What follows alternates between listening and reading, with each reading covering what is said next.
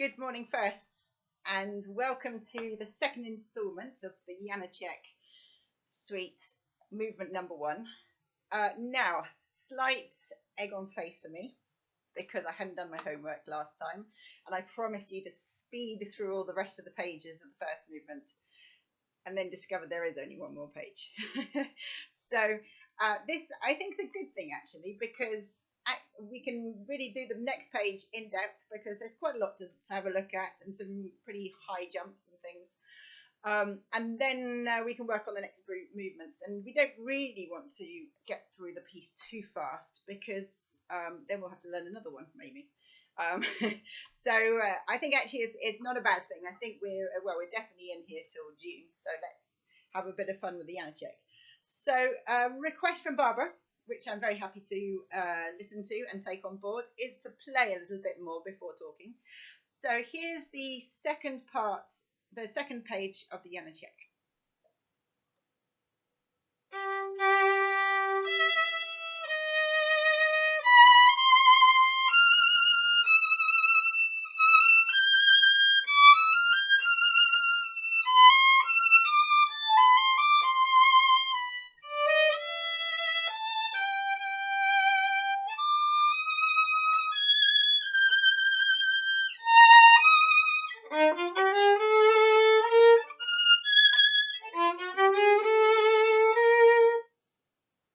So that's your first, the half the first page there. And I'd like to talk about the entry that you make at bar 46. And what happens before that? You've got the seconds, the violas, and the cellos. You've got this beautiful serene chorale theme, which is lovely, really calm and legato and smooth. And then I think we enter really peepy but exciting because we're actually driving then towards the next section. We're pushing it on, whipping up the excitement again. So I think a little bit of energy but quiet.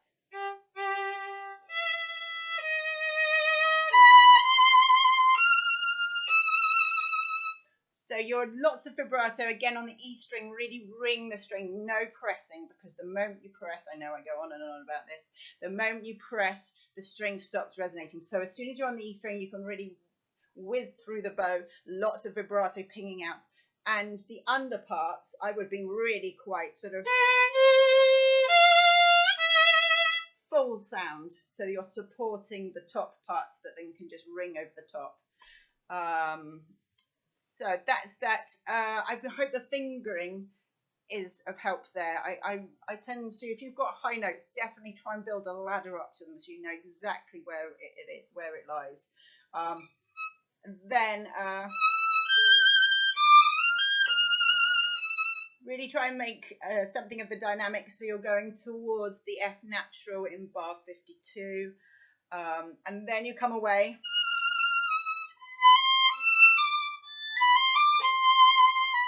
So you've got those real bulges there.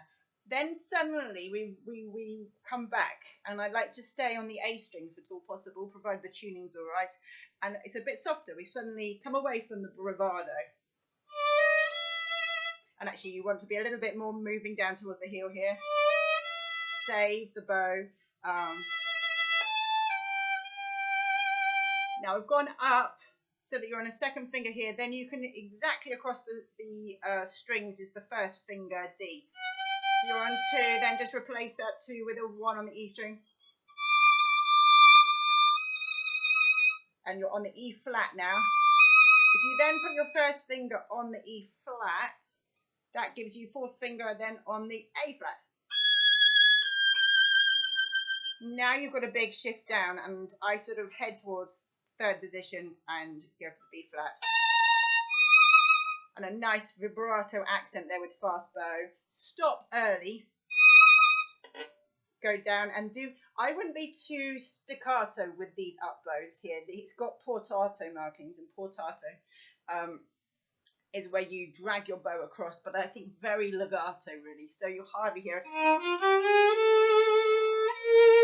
Now I've put you right up on the D string here so that you can go across. Now if your first finger's on that B flat, you put your fourth finger down here. That's where your F is. So all you have to do very quickly, and the more you practice that, the less you'll have to do this, is just put your fourth finger across and shove your second finger up. And then in my demonstration, I think I slashed that top note a little bit too much. So again, it's just never being too fierce with that bow. More vibrato, and think sweet, because it will ping out because it's high. Again, stop early, and you've got the portato again. Okay, and the portato is just really a kind of hardly detached. You're sort of doing this feeling across. So that's that section.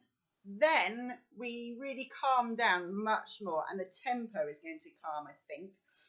Tim, I don't want to step on your territory here, but I suspect we really kind of just have a bit of respite, and it's much calmer and beautiful. And we notice in bar 71, we actually come right down to PPP.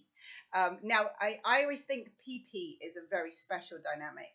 For me, it's quite a lot of bow, but very, very delicate. You're hardly touching the string.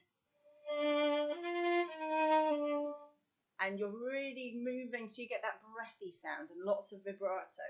So we're still getting some sound, but it's a different quality. It's a very sort of breathy, warm, because I don't think you want to disappear and become thin and tiny. I don't think that projects in a hall or sounds very nice. You just sort of disappear and we don't hear the tune. But if you do that sort of breathy, quiet, warm sound, it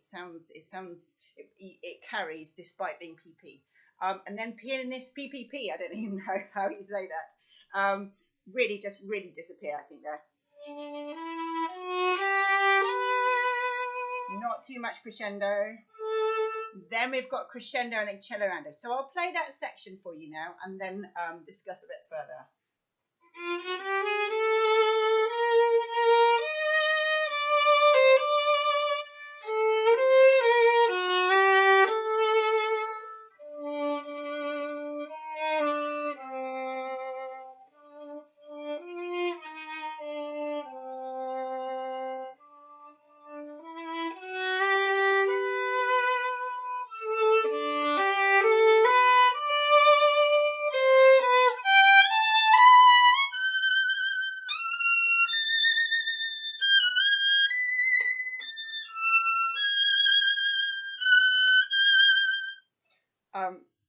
So you see, it really dips down to a special moment. I think possibly Tim will want to draw out the calmo section, bar 67, even a little bit more probably, but I'll leave that to when we're back rehearsing. And then I think 73, obviously we start picking up, and again, I hope the shifting is going to help you in bar 76 onwards. Basically, I hadn't quite practiced that enough to show you. So it's shifting up the E string. Now, if you then shift, your third finger here is going to be on a C sharp. You shift to that, and that gives you the F sharp. Then up to the E, first finger. And again, you hear my quality wasn't quite so good because I wasn't quite confident of the shifting, so my bow tightened up a little bit. Again, lots of fat vibrato, fat fingers, and just. And then 2-2 there so that you're on the B. And just lots of lovely bow. Really release that arm, although you go thin like I did in the demonstration. Then it's just a little shift back. That's a nasty little shift.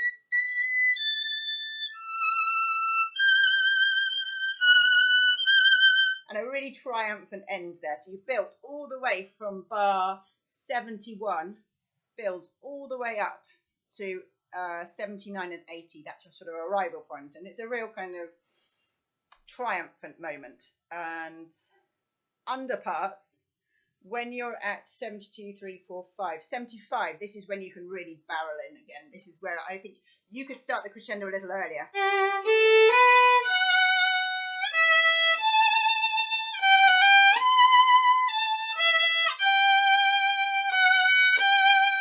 Did you see I shifted back quite a lot, so I was mainly on the E string where possible. I think not open E's, obviously, but otherwise that bright colour of the E string ringing forward. Let's just check the time. Okay, we're going over now, sorry. The last bit, I've taken it off the Sul A. This is bar 81, just because I think this is still part of the triumphant. It's less fortissimo, but... And then we're quietening down. Again, I've given us a bit more bow because I think we need the freedom. And then we're really getting quieter.